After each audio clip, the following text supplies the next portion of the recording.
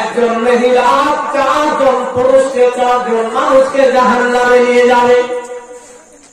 ভাইজান, বন্ধু বলেন আমার, মা বলেন আমার, এই জায়গাতে শুধু মহিলাকে শুনলে হবে না, শুধু ভাইরাকে শুনলে হবে না, আমার আপনার প্রত্যেককেই আমল করতে হবে। কারণ যে মাটা কারো বোন হবে, কারো স্ত্রী হবে, কারো মেয়ে হবে, কারো বেটি হবে। ভাইরা ইসলাম মুআজ্জাজ সামাইনে কেরাম কিতাব বলে একজন মহিলা 4 প্রকারের মানুষকে জাহান্নামে নিয়ে যাবে। যতক্ষণ পর্যন্ত তাদেরকে জাহান্নামে নিয়ে যাও ততক্ষণ পর্যন্ত সে জাহান্নামে যাবে না। 1 নম্বর হচ্ছে কিয়ামতের দিবসে হিসাব কিতাব কমপ্লিটের পরে একজন মহিলাকে বলা হবে তুমি জাহান্নামে যাও, তুমি জাহান্নামে যাও। তুমি জাহান্নামে কেন? বলে তুমি পর্দা করনি। বেরাদার ইসলাম মুআজ্জাজ সাহাবায়ে কেরাম বলে কেন জাহান্নামে যাও? বলে তুমি নামাজ পড়নি।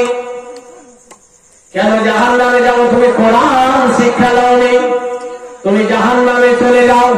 সেই সময় সেই মেয়েটি দাঁড়িয়ে থাকবে, মহান রব্বুল আলামিনের দরবারে বলবেন, রব্বুল আলামিন,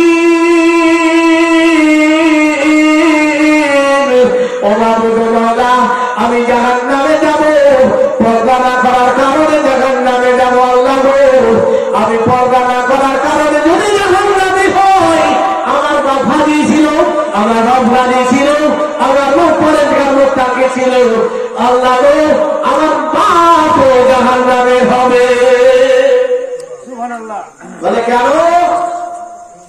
বলে রব্বুল আলামিন, আমি যে পোশাকটা পেয়েছি আল্লাহ, আমার বাপ সেই পোশাকটা আমাকে কিনে দিয়েছে। দরকার হয়েছে মালদা গিয়েছে, গ্রামে হয়নি, বাজারে বড় বাজারে গিয়েছে, যেই পোশাক পরিধান করে আমার পর্দা যথেষ্ট হয়নি। আল্লাহ গো, আমার বাপ আমাকে কোনদিন পর্দার কথা বলেনি। রব্বুল আলামিন, যদি জাহান্নামে আমি হই, তাহলে এই যে পর্দা না করার দায় আমার বাপ হলো, তাহলে আমার বাপ জাহান্নামে যাবে। রব্বুল আলামিন তার বাপকে দেখে উপস্থিত করাবে। বাপ মাথা মত করে লজ্জিত হয়ে দাঁড়িয়ে থাকবে, কিছুই বলতে পারবে না। ভাই বন্ধু বলের আমার নামাজি হলে হবে না, পরেজগার হতে হলে আপনাকে চতুর্দিক দিয়ে হতে হবে। আজকে আমরা বাপ এমন হয়েছি যে মেয়েকে যে ড্রেস কিনে দিচ্ছি, মেয়ের পোশাকে পর্দা হয় না। যখন মেয়েটা সামাজিকা হয়ে যায়, তো মেয়ে যদি এগুলো খালি থাকে, উলঙ্গ থাকে, দেখতে পাওয়া যায়, তো বাপকে দেখা হারাম। কথা মাথায় নোট করেন, ঢুকিয়ে এলেন ভালো করে। এবার আপনি পোশাক কিনে দিবেন। আপনি তো এমন পোশাক দিলেন যে এই কর্মগুলো খালি থাকছে, পিঠা খালি থাকছে, কোথায় কোথায় কাটা থাকছে বা পাতল থাকছে, প্রকাশ পাচ্ছে।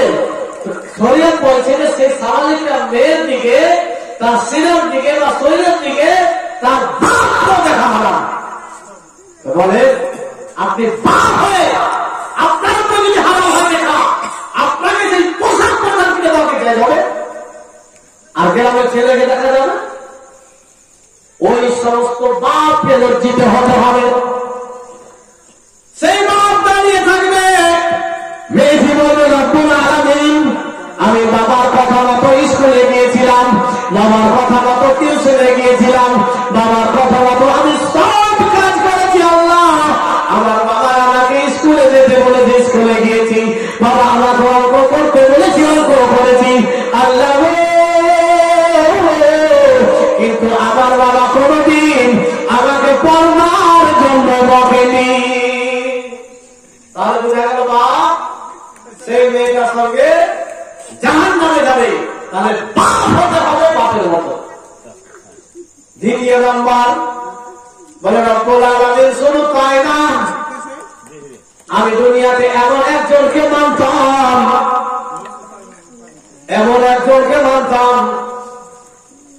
যাকে খুব ভয় করতাম, যাকে আমি শ্রদ্ধা করতাম। সে হলো আমার ভাই। আমার ভাই বোম্বাই আছে, আমার পড়াশোনার খবর রাখে, আমি টিউশন যাই কিনা সব কিছু খবর রাখে। বোনের জন্য মাধ্যমিক দিবে, বোনের জন্য একদম ভালো পোশাক পরিধান কিনে নিয়ে এসেছে। বোন পোশাক পরিধান করেছে, সেই পোশাকের পর্দা হয়নি। সেই মতো পোশাক দিয়েছে, যে পোশাকে পর্দার ব্যবস্থা হয়নি।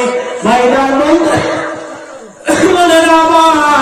সেই সময় ছেলেকে বলবে রব্বুল আলামিন, আমি যদি পর্দা না করার কারণে জাহান্নামে হয়, আমি যদি কোরআন শিক্ষা না করার কারণে জাহান্নামে হয়, আমি যদি নামাজ না পড়ার কারণে জাহান্নামে না হয়, জাহান্নামে হয়, তাহলে আগে আমার ভাই পড়ার কথা বলেছে, টিউশনের কথা বলেছে, পোশাক কিনে দিয়েছে, আল্লাহ যা চেয়েছে তাই আমাকে দিয়েছে, যা বলেছে আমি তাই শুনেছি। আল্লাহ, যদি আমার ভাই আমাকে পড়ার কথা বলতো, যদি আমার ভাই আমাকে কোরআন শিক্ষার কথা বলতো, তাহলে আমি আমার ভাইয়ের কথা অবশ্যই পালন করতাম।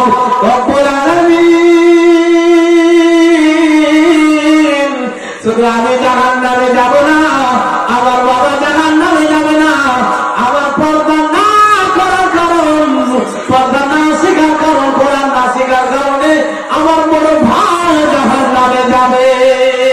সেই সময় আল্লাহ তাবারক ওয়া তাআলা বড় ভাইকে ডাক দিবে, বড় ভাই মাথা নত করে দাঁড়িয়ে থাকবে, কিছুই বলতে পারবে না। এবার দুইজন হয়ে গেল, বাবা হলো, ভাই হলো। তৃতীয় নম্বর কে? মানে রব্বুল আলামিন। তৃতীয় নম্বর হচ্ছে আমার স্বামী। বলে তোমার স্বামী তো মাওলানা ছিল, তোমার স্বামী তো হাফেজ ছিল, তোমার স্বামী তো কোরআন পড়েছে। রব্বুল আলামিন আমার স্বামী সব করেছে। আমি আমার স্বামীর যত্ন করে নামাজ পড়ার পোশাকগুলো সাফ করে দিয়েছি। বলে বলেন সুবহানাল্লাহ। আমি আমার স্বামী নামাজ পড়তে আসার পরে খাওয়ার পেশ করেছি, কিন্তু আমার স্বামী তো আমার কোনোদিন বলেনি তুমি পর্দা করো না, তোমার হাতের খাওয়া আমি খাবো না। আমার স্বামী তো আমাকে কোনোদিন বলেনি যে তুমি নামাজ পড়ো, তুমি না নামাজ পড়ে থাকে তোমার হাতের খাওয়া খাবো না। বলে তো ভাই, যদি কোন স্বামী স্ত্রীকে বলে তুমি পর্দা না করলে আমি তোমার হাতের খাওয়ার খাবো না, স্ত্রী পর্দা করবে কিনা? পর্দা করবে কিনা? অবশ্যই করবে। সেই সময় সে মেয়েটি বলে রব্বুল আলামিন, আমি আপনার ইবাদত করতাম, কোরআন শিক্ষা করতাম, আমাকে আমার বাবা শিক্ষা দেয়নি, ভাই শিক্ষা দেয়নি। স্বামীর ঘরে যখন চলে আসলাম, স্বামীর সেবা করতে করতে আমার সময়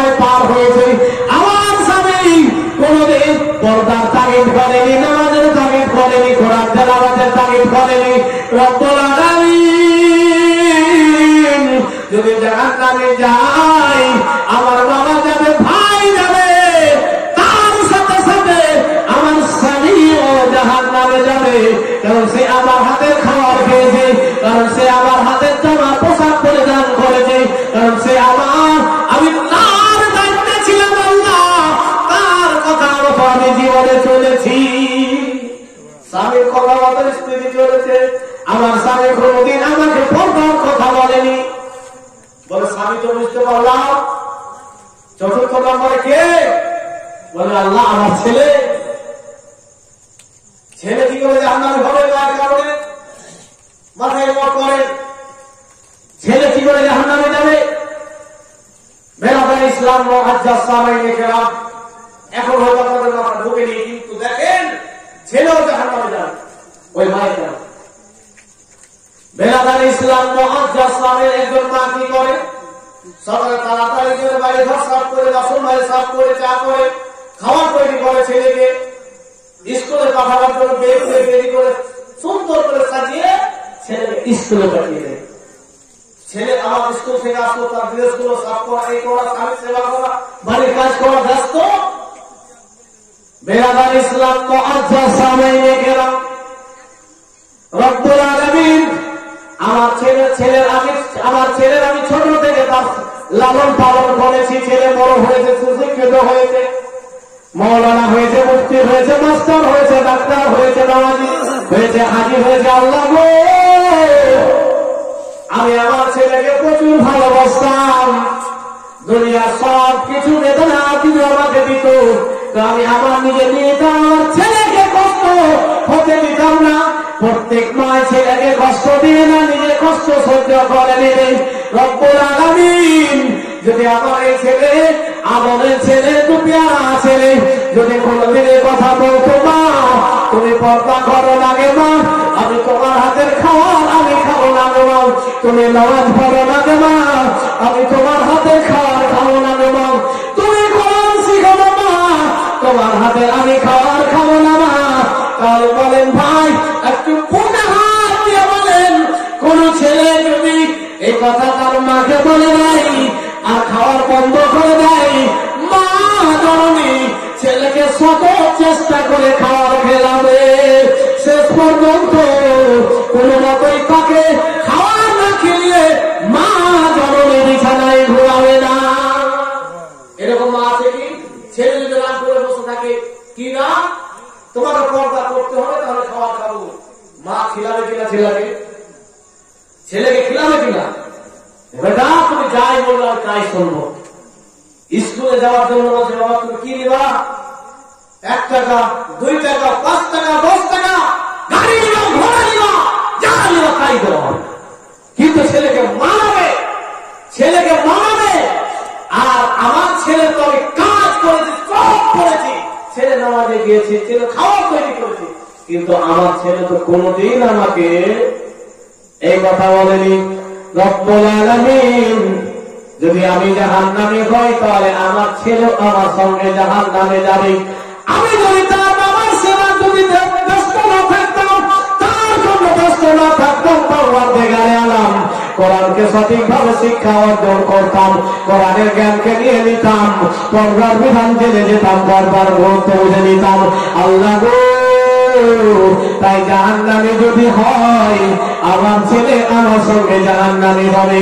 তাই বেরাদার ইসলাম মুআজ্জাজ সামাইনে কেরাম বুঝতে পারলেন, একজন মেয়ে বাবাকে জাহান্নামে নিয়ে যাবে, একজন বোন ভাইকে জাহান্নামে নিয়ে যাবে, একজন মেয়ে স্ত্রী তার স্বামীকে জাহান্নামে নিয়ে যাবে, সেই মেয়েটা তার ছেলেকে পর্যন্ত জাহান্নামে করে নেবে। তাহলে আমি যদি ভাবি যে ও না করুক, কিন্তু না, আপনি স্বামী হয়েছে, স্বামীর দায়িত্ব আছে, স্বামীর কথা মতো স্ত্রী চলবে। আপনি তো ভাত ঠিকঠাক করে খেয়েছেন, ভাত না হয়েছে গালি দিয়েছেন, খাওয়ার না হয়েছে গালি দিয়েছেন, মাঠে খাওয়ার না হয়েছে গালি দিয়েছেন, কিন্তু পর্দার কথা আপনার বলতে হবে না। ওই সব আপনি পর্দার ব্যাপার আপনাকে বলতে হবে, নামাজের ব্যাপার আপনাকে বলতে হবে, খাওয়ার না। বেরাদার, তাহলে বোঝা গেল বাবুর ভাই বন্ধুরা বাবারা, একা একই ইবাদত করার নাম ইবাদত নয়। আপনাকে পরিবার সহকারে, তারপরে পরিবার যখন দেখলেন, নিজে দেখার পরিবার দেখলেন, আত্মীয় স্বজন দেখবেন, গ্রামবাসীও দেখতে হবে। ভাই যান বন্ধু বলেন আমার, আজকে এই মাহফিল থেকে এই মেসেজটা নিয়ে যান, অত্যন্ত এই মেসেজটা নিয়ে যান যে গীবত বন্ধ করেন। আর নিজের মেয়ে হয়েছে, মেয়েকে ইসলামী পোশাক পরিধান করান, ওপরে চাদর থাকবে, মোটা ওড়না থাকবে। ভাই যান বন্ধু বলেন আমার, আজকে একজন ছেলে কলেজে যায়, মেয়েকে দেখতে চায়, মেয়েটা চুলদান করে আছে, দূর থেকে বন্ধুকে নিয়ে হাসছে আর মজা দিচ্ছে। কিন্তু যখন সে বিয়ে করবে তখন বলবে যে আমি একটা এমন মেয়েকে বিয়ে করব যে মেয়েটা পর্দা করে। কথাটা বুঝে না পারেনি এখন। ও কিন্তু পছন্দ করে যে মেয়েটা স্টেজে নেচেছে, টাকাও দিয়ে দিয়েছে, হয় না এরকম? গানের বা স্টেজে নাচছে, মেয়েটা সুন্দর, বেপর্দায় আছে, তার থেকে টাকা লুটিয়ে দিয়েছে। ওই হারামখোর ছেলে যখন বিয়ে করবে তখন বলবে আমাকে পর্দা করা মেয়ে লাগবে। দেখো দেখে দেখবে পর্দাকে, আর যখন বিয়ে করবে তখন পর্দা করা। তাহলে সেই ছেলে যদি পছন্দ না করে, যে অনুমোদনাকে পছন্দ করে, বিয়ের সময় সেই স্ত্রীকে পর্দা করে দিবে। তাই পর্দার দাম সব সময় আছে। বেলাদার ইসলাম একটা কলার যদি চোখা দিয়ে আপনি ছিঁড়ে রাখেন, কিছুক্ষণ রাখেন, 2 ঘন্টা 3 ঘন্টা রাস্তার পাশে রেখে দেন, দোকানে যখন ঝুলা থাকে ছড়িতে করে, ওটা যদি ছিঁড়ে রাখেন কেউ খাবে? কেউ নিবে? তোমার ছিলা করা দেবো না। পোকা বসেছে, মাছি পড়েছে, ধুলা পড়েছে। ভাই ওর উপরে পর্দা আছে তো তার দাম আছে। একজন বাইরা ছেড়াও বলছে আমি পর্দা করা নিল, কারণ ও জানে যে এ তো সবাই সামনে এসেছে, এ তো জাহান্নামে আমাকে নিয়ে যাবে। তো বিয়ে করার সময় সে একটা পর্দা করা নেই। এখনো পর্দার দাম আছে, সব সময় থাকবে, ইনশাআল্লাহ থাকবে। তাই আমার মা বোনেরা জান্নাতি হতে চান, হযরত ফাতেমা জোহরা রাদিয়াল্লাহু তাআলা আনহার মতো হয়ে যান, হযরত আয়েশার মতো হয়ে যান, হযরত রাবিয়া বসরির মতো হয়ে যান। আল্লাহ